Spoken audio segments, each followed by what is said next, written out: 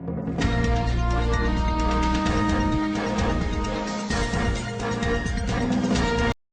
alhamdulillah ya bisa kembali di sini. Tentu saya bahagia kan ini tim yang dulu bisa membuat nama saya lebih tinggi dari amatir ke profesional. Terus kemarin memang 2020 belum rezekian aja, Bar, ya? Ya, sebenarnya udah ada komunikasi, cuman ya di akhir nggak ada kata sepakat yang istilahnya semua. Punya target apa, Bar, untuk di 2021 ini, Bar? Untuk targetnya untuk pribadi mungkin ya saya pengen bisa lebih membantu yang tim ini, bisa maksimal intinya untuk bisa membawa tim ini ke Liga 1.